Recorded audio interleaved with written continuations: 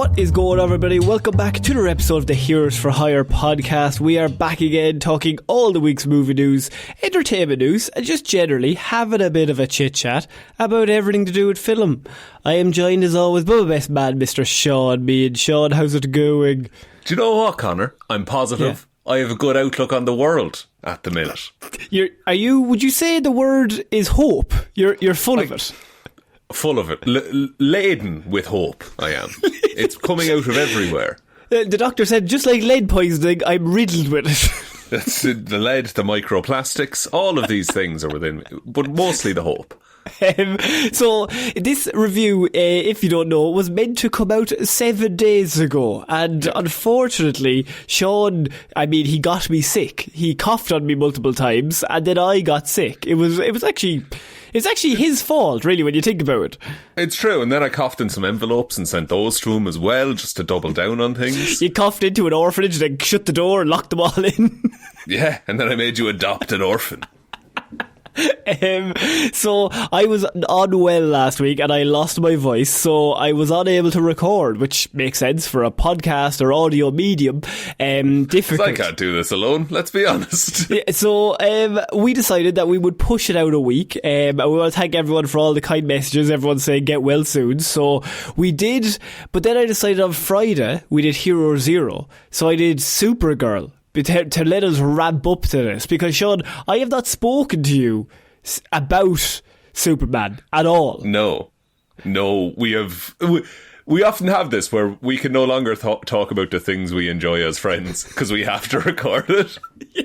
Well, there's no point in me and you sitting down for an hour and being like, did you like that bit when we could do it here? It's true, that is true. But I mean, it could be nice sometimes, you know. Actually, we do that for other movies that we don't review. Never mind. If this is your first episode, you don't have to do anything. Just chill out. But if it's your second or above, we'd really appreciate 5 stars, a like, a follow, a share, whatever way you can support the show. That would really help us out. We are currently going for 200 5-star reviews on Spotify before the winter solstice. So it's pretty high stakes. We're getting up there, and if you haven't given us 5 stars, we'd really appreciate it. But Sean, most importantly, you know what everyone could do, and this was going around the Blue Sky, was you can just tell one human being that we exist. Guys, just the one, please. That's all we need. Just the one. Because if everyone who listens tells one person, that's double the people listening. We've now 4 people. Now 4 people, and only 2 of them are my mam. Somehow she told herself into the mirror. Yeah, and then got a second phone and a second Spotify account. So if everyone could do that, that's great. We also had a message on Blue Sky from Rich Cameron, and he said, I want to tell somebody else, but I've already told my one person that you guys exist, but I have a different friend that I think would actually be interested as well. So I wanted to run that past you, Sean. What's the legalities of that situation? I think every episode where we issue the call to tell one human being that we exist, that's one pass to tell one human. So you get another one next week. You know? That's thousands of people. Millions of people. Your mother's going to be busy. I know. It's all phone cost at this point. She just keeps talking to herself all day. They have to put her in a home. She has no time to listen to podcasts. She's just recommending them. They have her locked up in a straitjacket. She's just recommended Hero Zero to herself over and over again. To be fair, that was us when this show first started. True, absolutely. So, Sean, it's time to get into some Superman.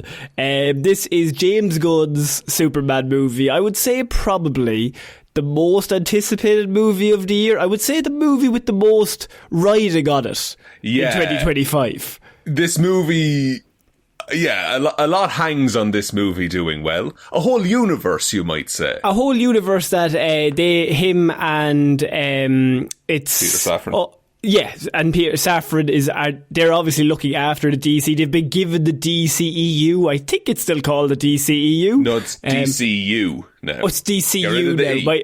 Sorry. Much easier. Whatever it is, right? But basically they want to make lots of money doing all the DC comic book characters in movie form, in the most basic way, because Marvel's made gajillion dollars. DC have tried it multiple times since Iron Man made that suit in a cave with some scraps, and it's gone, I would say, mildly to not very good. There's been varying levels of quality and success across the existing DC EU films. And then with the DCU, they were like, we can't salvage any of this. Let's just start again. Well, The Rock did tell me that the world is never going to be the same. It's going to be changed forever. And he was technically right, I suppose, and that we're all different people now. One of my favourite parts of the press tour is watching James Gunn actively not try to slander The Rock Johnson. Yeah, but also being like, and look, Henry Cavill's great. Like, I think he'd been great. We didn't want to do him as Superman. If they bring up Black Adam, he's like, yeah, Henry Cavill's great. Yeah. Full stop. Best part of that movie is Henry Cavill. So, yeah, this was obviously pretty big news for DC. They were going to do a Superman movie. Not only that, James Gunn is going to be writing and directing the movie. This is going to be the first movie that he's done the Suicide Squad as well. But, I mean, Superman's a different level, I would say, always. I mean, it's the original superhero. This is the thing, and Superman's quite a different tone than, like, the cocky, irreverent assholes that James Gunn often does well in superhero movies. It's kind of his thing. That Guardians of the Galaxy, Suicide Squad, you get a group of dickheads that he makes charming. Yeah, but like Superman is the most likeable, nice Boy Scout man in the world. And my God, he's so nice and kind in this film. And I didn't know how much I goddamn needed that. So, yeah, I'm going to say straight up, Sean, I'm going to ask you your first question of the review. Is Superman boring? No, he's not. He goes through a lot in this movie, and it's all really interesting and also relatable, even though he's a god alien. He's just trying his best. And that's the real punk rock, Connor. That is true. And I think David Cornsweet, the casting, I think we should talk about the casting straight up. Now, I will say, I do have some things in this movie that I wasn't a fan of, that I didn't like. Now, that's not to say that I don't like the movie. I think the movie's fantastic. But you can have a nuanced view on things. For example, The Batman, my favourite movie. But if you ever show me that scene of Riddler talking to the Joker, I will actively shut the screen off. So, you've deleted that from all of your copies. I don't ever watch it. I fast forward that bit. So a really good movie can have some scenes or some ideas that you might not fully agree with. Doesn't mean the movie's bad. In terms of the cast, I think this is one of the strongest ensembles that I've seen in a very long time. In terms of, there's nobody in this movie that is doing a bad job, and not only that, but they're killing it. I mean, the big three, you got David Cornsweet, Rachel Brosnahan, Nicholas Hoult. Every single one of them gives you a 10, and then it's like, oh, also the side characters are also 10s. Yeah, like no one is phoning it in this. I think Nicholas Holt's Lex is just so fantastically outlandishly evil and psychotic. Yes. That it's really refreshing to see after every Lex Luthor just doing land deals. I was in love with him. I was watching it and I was like, you are, sir, the biggest hater I've ever seen in my life. But just a professional dickhead. Just a beautiful version of just an irredeemable cunt. Yeah. And just like the softest, like but at the back of it all, he's like a sad little man, really, isn't he? Nicholas Hoult, I think, is. I kept thinking Nicholas Hoult is the best thing in this whole movie, but then like Rachel Brosnahan is like every time she's on screen, I'm like, oh, there's Lois Lane. But then every time David Cornsweet is on screen, I'm like, oh, Superman's here. Okay. I looked at it multiple times, and in my head, because at certain points I was like, Nicholas Hoult did some really good acting there. But I was referring to like, oh no, Superman is really cool in this scene. My favourite bit of Nicholas Holt's Lex is when he talks behind the mug. You know, when Superman shows up and goes, "Where's the dog?" And he's just like, "I don't know what dog you're talking about." And then he puts the mug up to his mouth and he's just like, "Red cape, yeah, little white one." and he's like, "What did I say? I didn't say anything. What are you talking about?" Also love that he just fucking flies into the office. Just like, no, I'm sorting this right now. Like, Lex Luthor in this movie made me realise that I wasn't hating enough. My hating game was lacking. I don't think that's the message you're meant to take. No, that's what I took from this. I looked at it. I think that's the message I was going for. I mean, Superman was talking about hope and all that bullshit, but Lex told me, and I learned from this, is that I am not giving 100% of myself to the hating game. I'm too busy trying to be nice. See, Connor, being nice is the coolest thing you can do, you know? No, Lex in a world of hate and anger, why not be nice? That's what's cool. That's the real punk rock. I mean, David Cornsweet, has there ever been a man that has been just bred since birth to just do this role? Like, I don't understand it, because he looks great. He looks the part, first of all. Yeah, he's 6'4", and he's wide as a wall. Exactly, a very wide wall.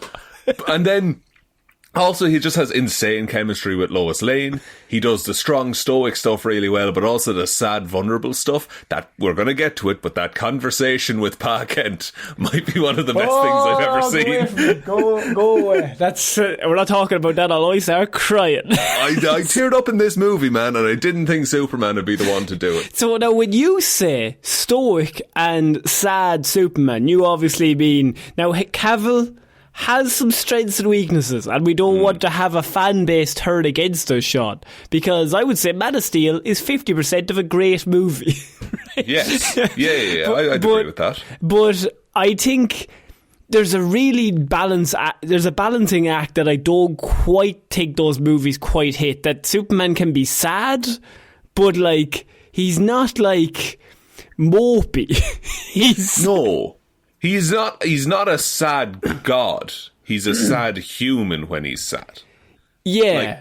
Like it's the bit where like the extended cut of the video from his parents is released.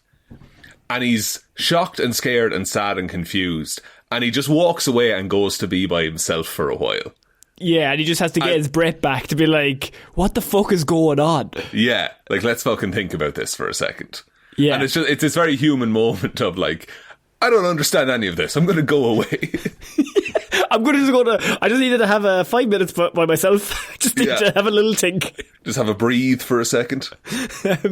There's so many different things. We haven't even talked about the Justice Gang, the Justice Society, the Justice I can't group. wait for that name to change, because I think it's dumb every time it's brought up. But it's funnier because they just are avoiding society for the whole entire thing.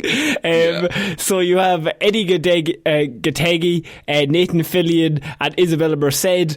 I think Isabella Merced doesn't get as much to do as the other two. But Mr. Terrific shines. Movie. Mr. Terrific. You come out with this and you're like, oh, that's comic book Mr. Terrific. They literally they pulled him from the comic books and they're doing him on screen. It's absolutely crazy. But Nathan Fillion as Guy Gardner is just amazing. I love him because he's Guy Gardner. That's exactly who he is. He's an asshole. He's also it's annoying how capable he is. You know, like, you wish that this guy was a fool, but he's actually quite good in a fight. The best part, that Nathan Fillion's delivery when he arrives at the end and the little kid is looking at him and he's like, I know you look for Superman, but I got you an upgrade. I'm like, that is Guy Gardner on screen. And he's flipping tanks with middle fingers and shit. It's just great. This movie also intensely pro-Palestine, which is fantastic. 100%. I mean, it's clearly, it's very not subtle about that. In the best way. But what I would say for James Gunn's perspective, big fucking swings to just big swing. Do that in a big Hollywood movie. Yeah, and but it also but Superman, he's like, I'm stopping this war from starting because it's the Superman right thing wouldn't to understand do. that. Yeah, he would just be like, well, why are we doing this? This is the thing. He just sees life as life is valuable.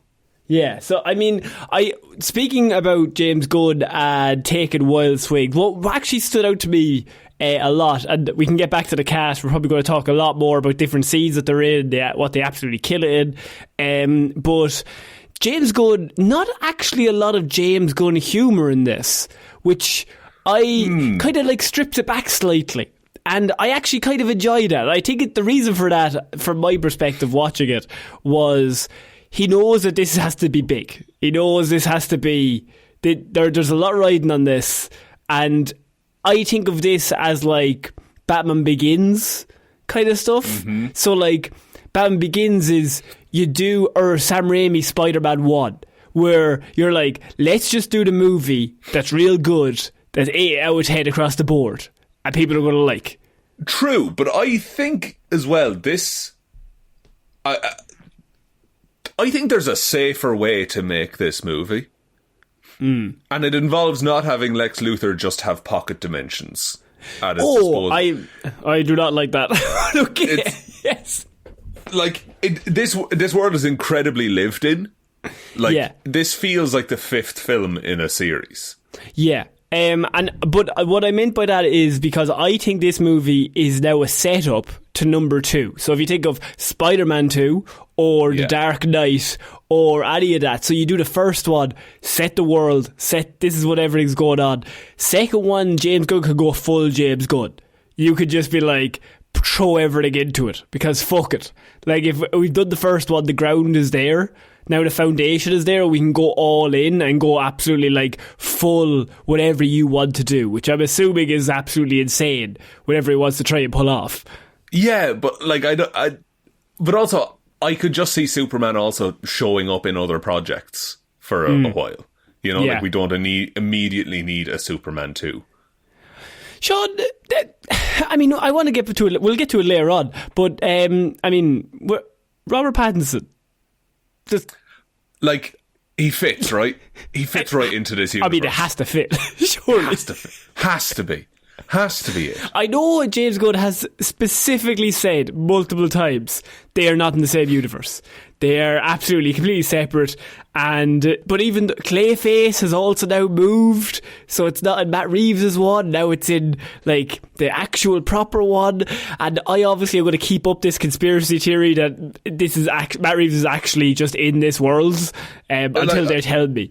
A friend of mine sent me a compilation of like Superman talking about hope in this movie, and then Batman's final speech at the end of The Batman. Yeah. It's like people need hope. It fits so well, but they're also such perfect parallels of each other. Such perfect, and like you're never going to get 2 actors that have come along in the last, I don't know, but like you've 2 perfectly cast characters who are the right age to be world's finest. Like, beside each other.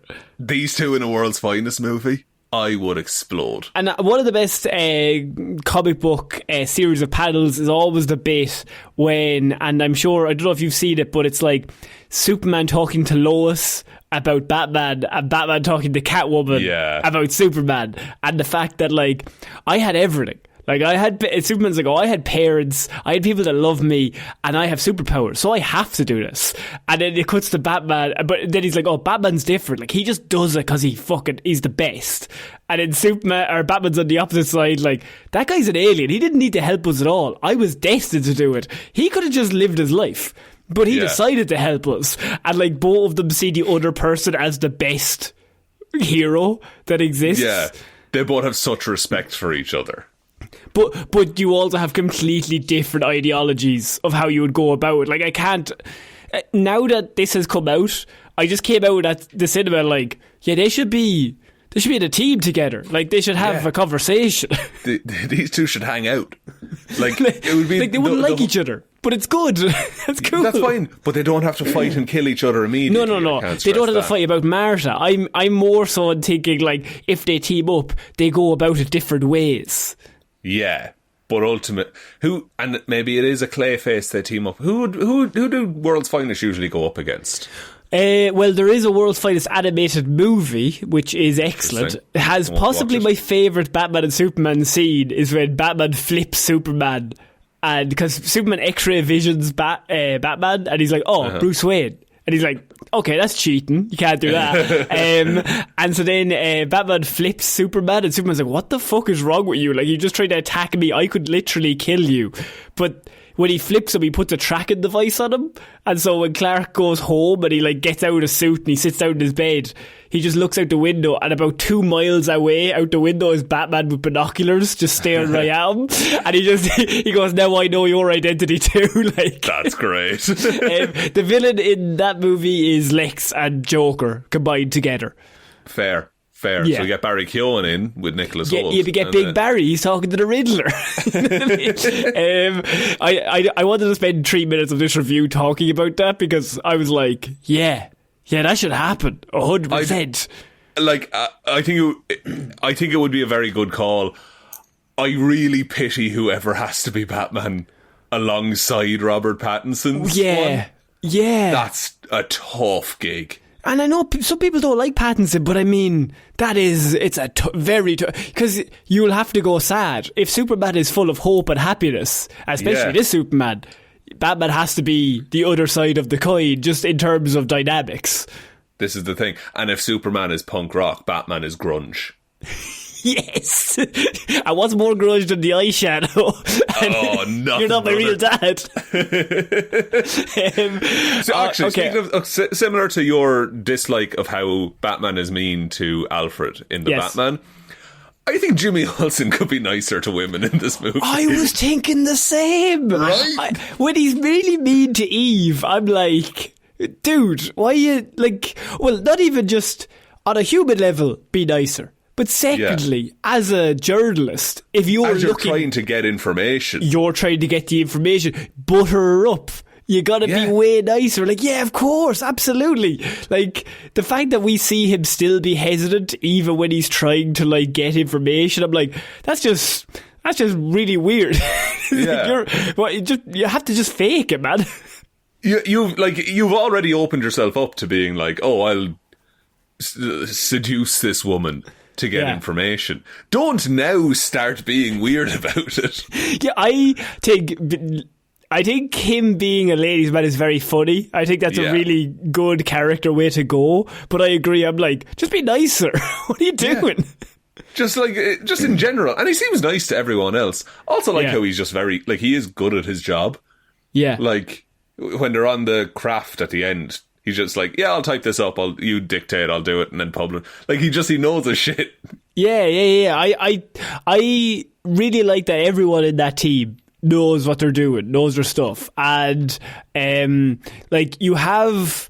I do actually want to talk about, speaking of Jimmy Olsen, but I was also that leads me into the 12-minute scene of journalism that takes place between Superman and Lois Lane, which I think it's the strongest scene in the entire movie. I think so, because you get everything you need to know about Clarke in that scene, and also about Lois Lane as well. Yeah, I mean, it sets the dynamic up completely, and more so than anything, like, they're both right, if that makes sense. Like, it's not played that Superman is in the right and Lois is in the wrong. Like, she is also in the right, because when the microphone goes off, she's like, yeah, well, I agree, but like, you couldn't possibly know that. And that's the thing. And as a journalist, I have to ask this follow-up question. It's like such a great dynamic of, and as you said, it's a world that's lived in. Like, that one scene shows us that these people know each other so well that, like, even her small comments of like, well, Superman, I know that you do sometimes check those mean comments and get sad about it. Of course. Which I love that he does that, because of course he would. You know that one annoys me, Lois. That one specifically is super shit. And the fact that Lex is just doing that with monkeys on typewriters in the fucking third dimension. No, I think that entire scene, and I mean, you can see why they got cast off chemistry with that, and they checked out all the Loises and all the Clarkes with that, because, I mean, they absolutely kill it in that role. Yeah, and the scene as well where he's about to go turn himself in after she goes to his apartment. Fucking fantastic bit of acting from both of them. Absolutely. I mean, his line about crypto when he's like, he's not even a very good dog, but he's alone and he's probably scared, so I gotta go and get him. I gotta go get him back. And then we find out Supergirl presumably would have been real pissed if Krypto had been taken. Well, that, as we discussed on Friday, Sean, much different vibe from old Supergirl. So if I'm pretty sure Clarke knows that if Supergirl finds out that Lex took her dog, she would go straight to Lex and kill him. And murder him straight away. And murder all of his entire building. And then him, like she would John Wick Lex. I would watch that person, and it would be set to some good 80s tune, no doubt. You're goddamn right, it would be. So I think from our perspective now watching this, all I see is Clarke being like, I gotta find that dog before she knows he's gone. Yeah, it's like a foster situation. It's weird. In the sense that journalism scene is like a really good summation of Clarke and Lois's characters.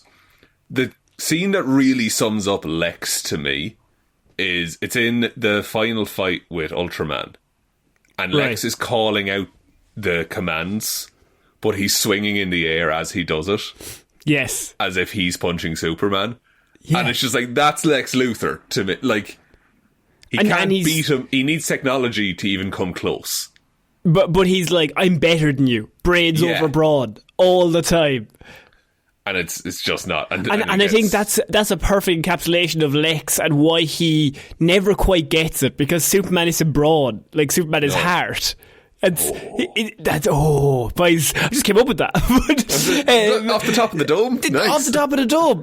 But like, he's not broad or braids. And we can say that, like, Clarke is just a normal guy. Yeah. And actually that comes up in the Lois and him journalist fight where like she's making really good points and he's like, I can't explain. You know, he's doing that thing in a fight where you're like, I can't convey how I feel. I just feel that way. And then afterwards he'll be thinking in the shower of like things he could have said. He's like, I would have way better come back. And he's so blinded by like, he knows it's right what he did.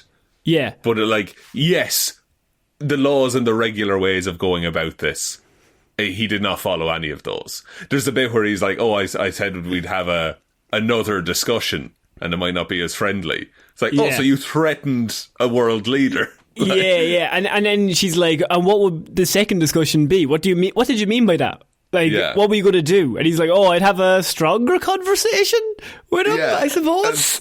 It's like, you haven't thought any of this through. You're just doing... fair enough, the right thing. Like, he just does it off heart. He's like, this is the right thing to do in this exact moment. Like, and that's why he screams, people were going to die. It all just comes out. There are humans that were going to die, and it's my job to save them. And I don't give a fuck where anyone is in the world. I'm just going to save those humans. Because I'm able. With great power comes great responsibility. Get away here, Uncle Ben. What? No, sorry. Didn't mean it. But, like, I can't stress enough how perfectly it encapsulates Superman. And I think this movie, by the way, we come in 3 years into the Superman stuff. What I got from that, especially at the start, I actually heard people giving out and complaining about like the 3,000 years, 300 years, 3 years ago, 3 minutes ago, as in like the text to kind of catches up. But I took that as like, that is a comic book. That is literally what a comic book would be. Like, you join a comic book, and you know as well as I do, Sean, like, you just pick it up and you're on like issue 5 of and you whatever. Figure it out. And or else issue 50. And like, the thing about comic books in all mediums is anyone can join at any time, right? And I think that they can be daunting for new readers. They'd be like, I can't get into comic books because there's 50 years of history and I can't start now. But I'm like, we'll just pick an issue, because people will then pick up on things and they'll talk about things that happened, and you'll be like, that sounds interesting, and then you can go back and find those issues. But just find an issue and start. This is what that movie felt like when you said like, this is movie 5. It's like issue 26 of a 50 issue run. I think it's also like you're trusting your audience a little bit though, because we don't need to see Krypton explode again. We don't need to see Batman's parents get shot again. Yeah. Audiences know this stuff going in. So why waste their time and just pad out a runtime? There's no exposition in this movie. Very, very little in terms of like, things are just, you are either on board or you're not. Like, this is happening, and it's fine if you don't understand, because that's grand. Because, like, this is Superman has been around since 1936 or whatever. So, like, I mean, we get the gist. But simultaneously, also, that bald guy's a dickhead. And he doesn't like Superman. My favourite line in the movie is when Lex is being arrested and one of the cops goes, "Get this bald asshole to prison." You know, that's the best description of the character. Yeah. And the Luthor Corp media accounts, like on Twitter and Blue Sky and everything like that. Oh, they're so funny. They're so good. Yeah. Like, they're tweeting in universe. The boys world, yes. if you follow that stuff as well. But I want to ask you a question, Sean. How did you feel about Superman's parents, not Man Pa, the storyline that devolves from that, the changing of the origin slightly, maybe the changing of his parents and what they were actually sending him to do? I think it's something, and I haven't read a ton of Superman comics, but it's something I haven't seen before. Yeah. That he was sent with malicious intent. No, most of the time they're like all-knowing, all-loving. Yeah. They're basically Batman's parents. Yeah, they're the best examples you could ever hope for. It's such a tragedy that they're gone. Yeah, and they're just trying to save their son. I think it makes Superman more impressive.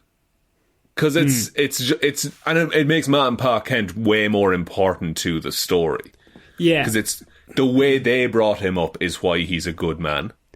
I hadn't even realised it. So, like, I was always, like, I mean, Superman's dad is always, like, the all-knowing, all-powerful. It's always the way. In all Superman movies, he's always, like, a hologram, and he knows everything about everything. Russell Crowe walking around a ship, yeah, it's always the way. And I was watching it, and at first, I was like, I don't know if people are not going to be happy with this changing of them being like, go rule over Earth. And, like, you become their king and get a harem of women. The harem of women thing is oddly specific. That's the most James Gunn line. Yeah. But I was watching, like, oh, people are not going to like this. And then afterwards, I remember coming out of the cinema and thinking about it and being like, yeah, but Man Pa Kent, that's the heart. That's where it comes from. They can send him with an idea, and they're not terrible people. It never said that they were evil or secretly evil or anything like that. They got their child out of there, and Man Pa Kent are like what actually instilled in him the person that he is. Because, I mean, the Man of Steel Man Pa Kent are most of the time, they're kind of just like expendable.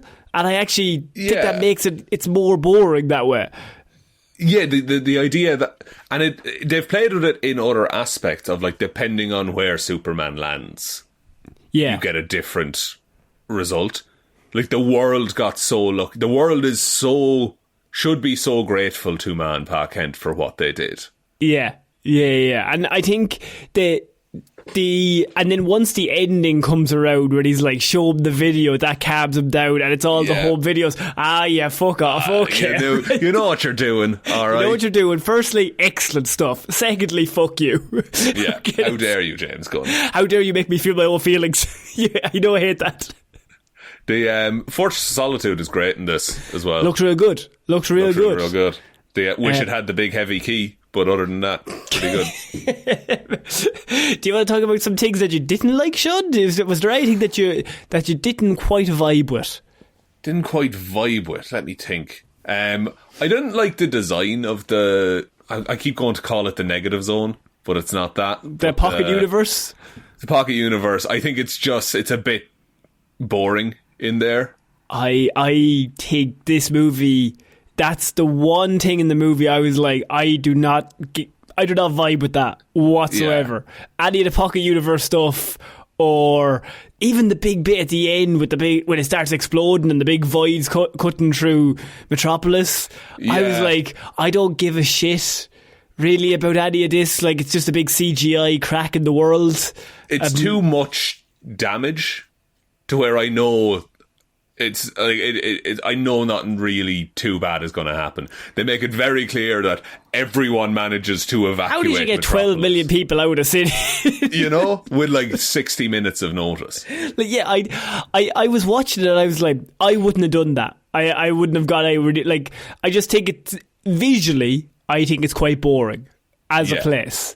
And it kind of looks like the Rainbow Road from Mario. That's fine when he's down. That's grand. But I think in terms of CGI or VFX, I think Metropolis is gorgeous. I'm like, let's sit up here.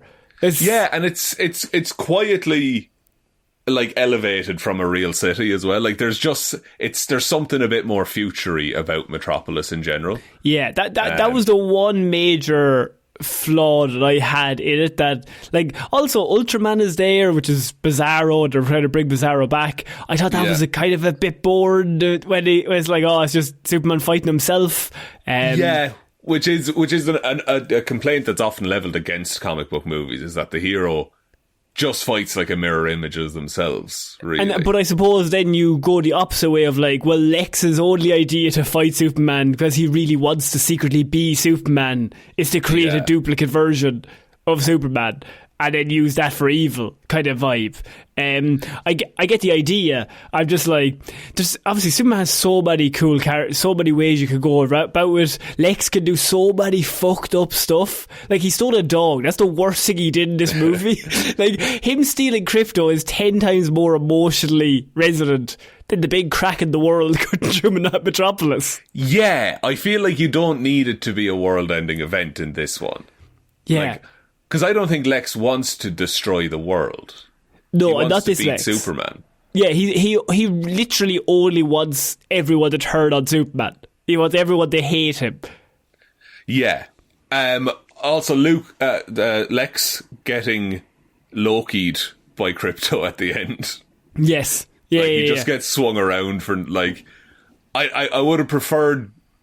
I don't know, Superman beats him with words or something. I think that's... I think they got both ways out of it, because Superman does kind of beat him with words. He has the big speech, and then Crypto's just human, a little... I make mistakes, all this Crypto's kind of just stuff. a dickhead as a dog. He's a really bad dog. Like, but you know what? Everyone has to love him, because he's a dog. He doesn't know any better. It's true. That is true. I really like Metamorpho in this. Wish he had more to do. Yes. But I guess we'll probably see him in a Justice gang or whatever the fuck they're played. Anthony Carrigan, I think, plays him. Yes, yeah. So, but yeah, I think really well done with the little baby Joey, all that stuff. I think I just wish I had seen him in somewhere else, not that big fucking void. Yeah, but I think it's kind of easier to just put him in the CGI world. I suppose, but like, just do a maximum security prison and just have him there. Like, I know it's grey walls and it's kind of boring, but like, I actually think I would connect with that more, weirdly. Yeah, like nothing changes if that's just an off-site facility. Like, it does. Like, the only reason the Pocket Universe exists is to have the big crack in the world at the end. Yeah, and I don't. And I was just watching. I was like, that's super bored. But simultaneously, I know that's a kind of a big enough plot point. I was like, the rest of the movie is so fucking good. I'm like, yeah, all right, cool, let's go. And Superman can sometimes get involved in some big cracks in the world. It's fine. Yeah, this thing, I'm on board with this movie. Like, going in, I was like, I'm going to have fun with this if I can, and I did. Yeah. So this is not by no means me saying this ruined my experience of the film. No. Like, I think it's the weakest part, but it also, the strongest part are like all 10 out of 10s. That like, it's, I mean, before that you have Eddie Gadegi turning up to save Superman, and that entire scene of him and Lois, when he's just like, you get to see Mr. Terrific in all of his glory, and he's just the fact that he's an absolute badass, but he's the smartest person in the world. Set to Noah and the Whale as well. Yeah, so I did a Hero Zero on Mr. Terrific, and I was like really stressed, and I was like, he's like just as smart as Lex Luthor. In terms of, he's one of the top 5 smartest people in all of comic books. And so his reaction to everything in this movie is like, these fucking idiots. No matter what anyone says to him, he always just rolls his eyes like, fucking hell, you guys are dumb. But I also I really like, and I saw someone talking about this, and it's very true. There's never the in English line. No. Like, he meets, the most efficient way for him to communicate information is to talk to someone at their level. Yeah. And he does that every time, so the point is always got across. Well, he doesn't ever he doesn't ever, computerize the speech. So, like, when they turn up and they're actually there at the portal, and Lois is like, what are you doing? And he's just like, hacking it. Yeah. like, okay, cool, fair enough. Unreal. Because he knows he's super smart. He does not have to prove that. No, he's like, I'm smarter than everybody. I don't care. And he's ripped straight from the comics as well. Like, he looks so fucking good. Yeah, I mean, the outfit, the performance, it's just excellent. I don't know if he's going to get a spin-off. I assume this will probably raise interest in that. Yeah, but also I think they need to be careful about not just spinning off everything. Yes. You know, like, you could do a Hawkgirl solo movie, for sure. Mm. But is it better to, put the meat of the stories into, like, the Justice League movie or the Justice Society movie or whatever it is? Yeah, like, I think the Justice Society, like, they're being led by, I think, Stag. Is it Maxwell Lord or is it... It's Lord, I think. Is it Lord? Okay, it's Lord in this. So yeah, Lord is like funding them. I had people complaining about the outfits, that like you have Guy Gardner, he's not in his sleeveless top, but he's not like in the green outfit. The Hawkgirl's not in her outfit. But I was like, yeah, but they're all in the uniforms. That's the point. That's the point, is that they're a team that has been bought and they are sponsored by somebody. And then Superman is different. He's not part of the crew. Yeah, and that's why he's so unique looking. Yeah. The only costume that really works in the Justice Gang is Mr. Terrific. Yeah. The other two aren't great, but I mean, Guy Gardner is never meant to be cool. So the fact that he looks ridiculous is really funny, and it's fine. Yeah, and I think I do think Hawkgirl, with more of a time to shine, I think could be a real favourite on that team, because she's so fun anytime she gets to speak. Like, yeah, she doesn't have a lot to do. That's the thing. But like, you have Isabella Merced there, like, you now have her locked in as Hawkgirl. She's only like 23 or something, so like, that's wild. They're going to use her. She's having a year, is what she's having. They're going to get decades out of her. Oh, they're going to work her to the bone. So, and yeah, I couldn't get over Nathan Fillion, but every time he's on screen, I'm laughing. I'm just like, I know he's one of James Gunn's people, and he's always in all the things, and he always delivers whenever he's there. But he just buys totally into, I'm just going to be a shithouse. I'm just the biggest shithouse in the world, which is what Guy Gardner is. Just the cockiest, but also really capable, and that's what's more annoying. That like, you don't have to be that cocky. You could be Mr. Terrific, like the smartest person in the world, and it's just like, just need to prove it. You can be just quietly excellent, that's fine, but Guy Gardner is like, no, I'm in charge of this team, I'm the leader, I'm the best one there is. The bit in the Hall of Justice with Lois Lane, when he's like, so you know he's Clarke Kent? She's like, what the fuck? She's like, I do, but you shouldn't say that in case I didn't know that. He's like, I took a vow that I would protect people, but I ain't protecting Superman. And Mr. Terrific's like, use that all the time. Use that vow for whenever you don't want to do something. Which I'm excited to see him in the Green Lanterns series as well. Were you excited about, speaking of Green Lanterns, we got to see Chip's big movie debut in this. We saw a squirrel. No, I'm pretty positive, Sean, that is the origins of Chip. Oh my Christ. No, I'm joking. God damn it. If Chip shows up... No, I'm not going to say that, because he probably will, because of what James Everyone doesn't know, Sean. Who is Chip? Chip is the dumbest thing that DC Comics ever created. It's a Green Lantern, but it's a regular squirrel. He gets killed by a truck. He gets killed by a truck. He gets truck cunned out of existence. When I seen the squirrel, I was like, oh my God, Chip's big screen debut. Here we go. Finally. It's about time. Get the boys out. We're back up. We also saw Peacemaker in this. Peacemaker, John Cena he's always excellent in that role. He is also a shithouse. Him and Guy Gardner would be best friends. Oh yeah, for sure. Yeah, they're both the worst. they're both the worst. He's talking about how terrible Superman is and everything like that. Yeah, I really enjoyed the kaiju fight. I thought I wasn't going to enjoy it as much. I thought it was just going to be like a kaiju, but when Superman is like, isn't there like just some like intergalactic zoo we could have sent? Like he's trying to keep him alive, and the other three are just looking at him like, dude, it's a fucking kaiju. We have to stop this thing. And that big like energy ball thing that was in the first promo shots and stuff like that. Yeah, I like how he's just like, no, they've got that handled. Like, they don't need me. It's just he's like it's an interdimensional imp, so like they have that sword. They're fine. I'll only get in the way. Yeah, and also he's just real sad. He's just like, my dog is gone. He's got a nice apartment. It is on a journalist's salary. That's pretty good. It's true. You think he used some Superman to grease the wheels? How do you do Superman to get a good apartment? Fly him into a cactus, apparently. And be like, hey, give me the apartment or else. or else we'll talk again. Not so nice. What do you mean by that? Nothing. I don't mean anything. Don't worry about it, man. I'm cool. I think this movie is unapologetically about kindness, and I think that's quite cool. Yeah, I think it's an important movie to come out right now, Connor, because we need more kindness in the world. Exactly, and I think 25 years ago, I think this movie's called cheesy, but we're all dickheads now and just like ruined by all of the internet, and so now we're like, it's cool to care about things. I've seen heaps of people posting things and like they've done nice things, and then they post a picture of Superman. And it's just like, if that's the he's me that people are going for, that's great. Exactly what he should be.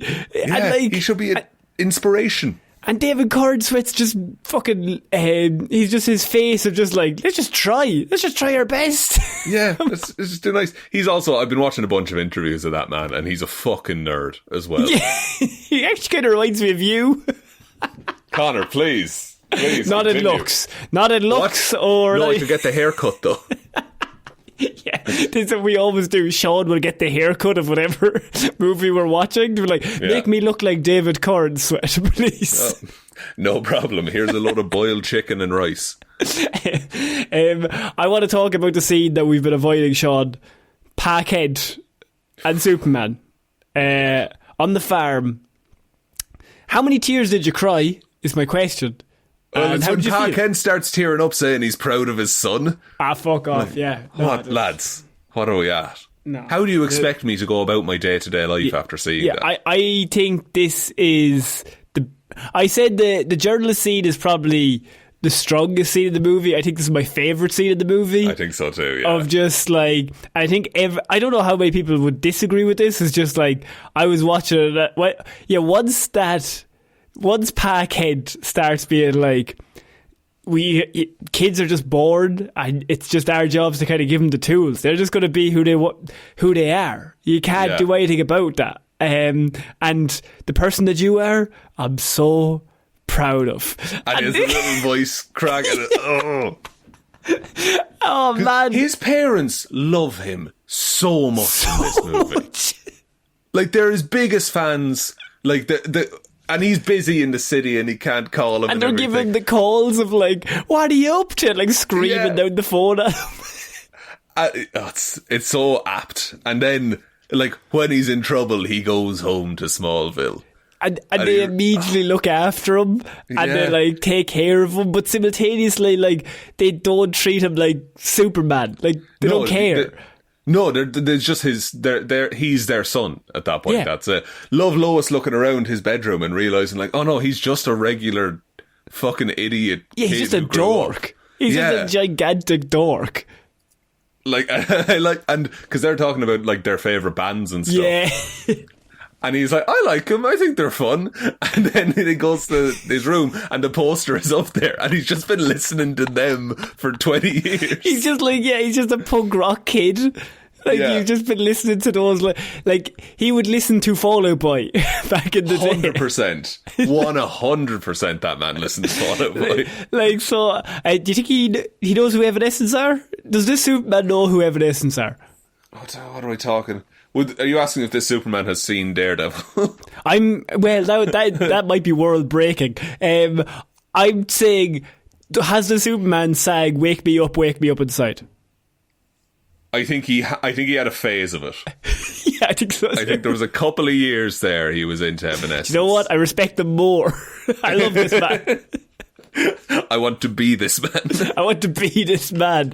In terms of the cinematography done by Henry Browne, I think the reason why I said James Gunn didn't go full James Gunn is, do you remember in the Suicide Squad, there was so many really cool, unique shots of like the shot through Peacemaker's helmet or like the chapters and all that stuff. Like, that's very James Gunn. Not as much. That's what I'm saying. Like, he kind of reeled it back slightly, and I think next movie, I think he'll go all in on that again. Of like just really unique shots that he's always trying to pull off, or like the hallway fight scene in Guardians of the Galaxy 3, where you're like, let's just do something mental. Yeah, like there's a couple of like long take fights, like the scene at the camp with all the T-spheres just fucking wrecking shop. And then there's the fight in the air with Superman and Krypto. Like, but yeah, I could see more, more what are now regular shots being done in an interesting way going forward. Also, I'm just looking at some of the quotes that I liked. When the Kaiju's attacking and Superman's like, we gotta somehow get it out of here safely. And Mr. Terrific just gives him a look, and Eddie Gateki kills it in this reaction shot when he's just like, and he just goes, come on, man. Obviously we can't do that. like it's gonna stomp hundreds of thousands of people. What is wrong with you? He gives him a look of like the smartest man in the world looking at the most caring man in the world. Like, what are you talking about? Obviously we have to kill it. And I like in his head, he's like, no, there's probably a space zoo somewhere I can take. Yeah, I could definitely take that to a space zoo. Obviously. The engineer as well. Yes. Horrifying fucking concept. The bit where it's going into his lungs and all. Real bad. Don't like that at all. That's not good. I would have loved just an engineer Superman fight. That's what I really liked. I didn't mind Ultraman when he was Black Noir Ultraman, but once he becomes Clone Ultraman, or like Bizarro, basically, I was like, oh, this is he's coming back as full on Bizarro, right? Yeah, 100%. Yeah, obviously. Yeah. I assume. I mean, it'd be mad not to. Yeah, like, fair enough, he fell in a black hole or whatever, but he'll come back. Yeah, obviously. But when I was watching the Engineer, I was like, Engineer should be fighting Clarke by herself. And if you want to do Ultraman, you can. But I love the bit how he defeats them. Is like goes into space and he's like all the nanobots are in his lungs and shit, and he just has to basically just fall to Earth. And Lex has that thing of like, you got to release, you're not going to survive. Yeah, because all the nanobots they're not shielding her anymore. They're in him. I think Lex says he's the only one that is protected out of the three of you. Yeah, and he's flying blind and he's flying straight up and then he crashes down and it's so fucking cool. Yeah, there's some good fight scenes. I think what I would say this movie is, the real strength of the movie is actually the characters and how they talk to each other and the scenes where they interact, and like even just the interactions between the main characters. I'm like, I want to see these in more movies. In whatever it is. Like, anytime Lois and Clarke are talking, I'm like, I want to see these just have like a full-on like documentary where they just chat to each other.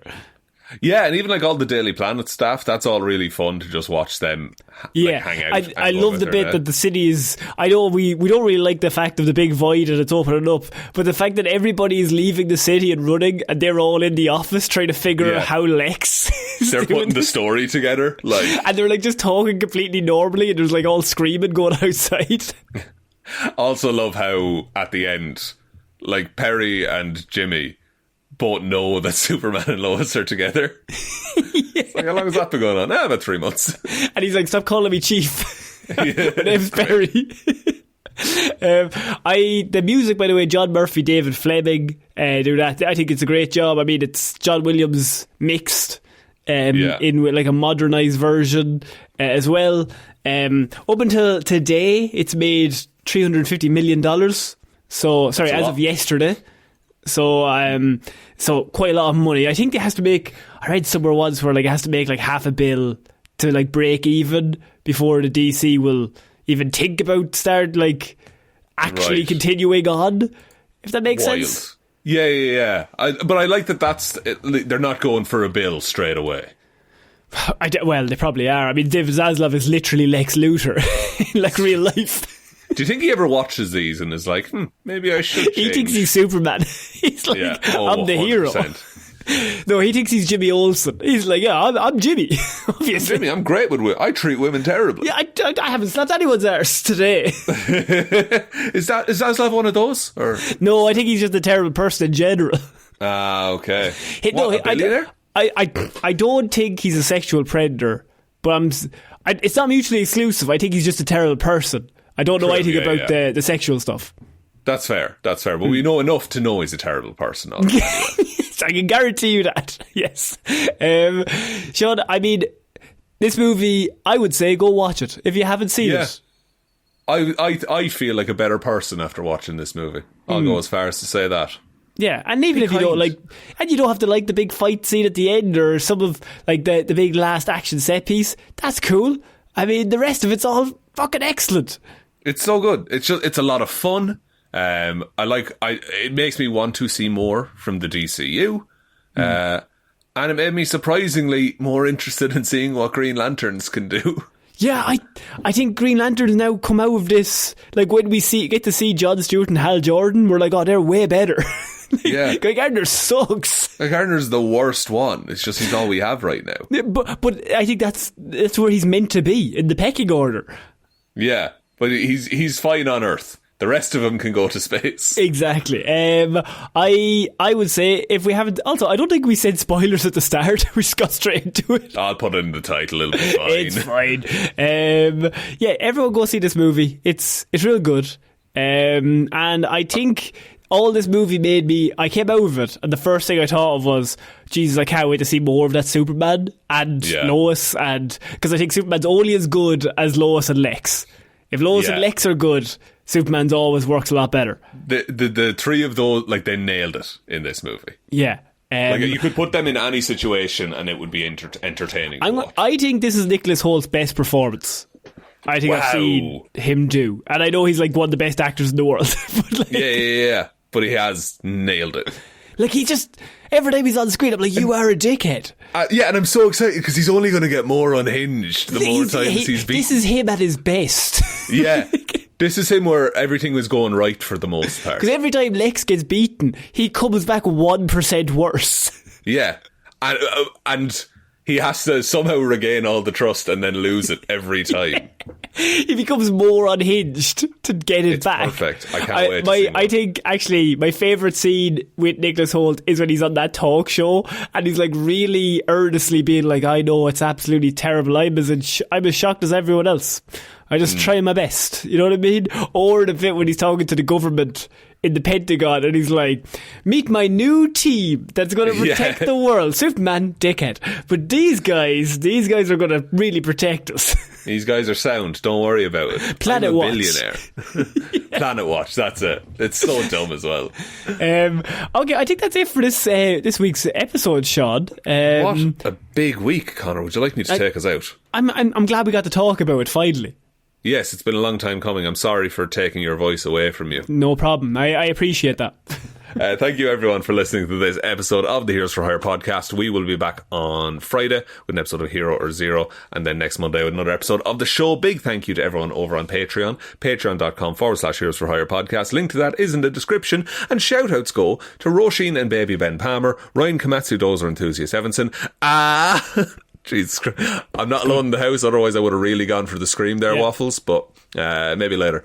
David Clarke, Dominic, Anna Sharkfoot, Hjelmroos, Daniel McLaughlin, Lordsmish, Michelle Browne, Frost, Ed Ball, Connor and Lorraine want to lick the Wrecker's magic electric crowbar to see if it tastes like salt.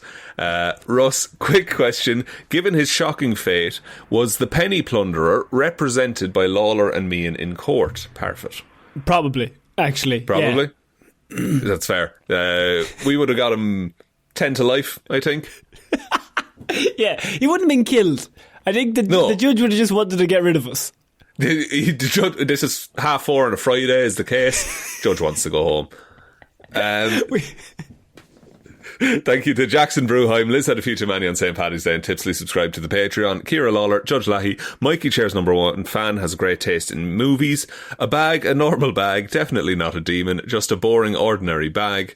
Johnny Ray, Jack Markham, Hunter Harvard, the Texas Ironman. Lisa says hello to the one human being that she told that this podcast exists. Thank you, Lisa. Thank you, Lisa. Everyone be more like Lisa, please. Justin Bowman, Joe Reid, John NeSmith, Ted Sullivan, Jeff Scroger, Adam O, Charlie Smith, Logan Merriman, and YinzerGhost. Thank you all for your support. We really appreciate it. Head on over to Patreon if you want to support us over there. You get all the movie reviews and stuff like that we've done over the years. There's heaps of them at this point. There is also the merch store, heroesforhire.ie/shop. Twitter is @heroesforhirepod, the 4 is the number 4.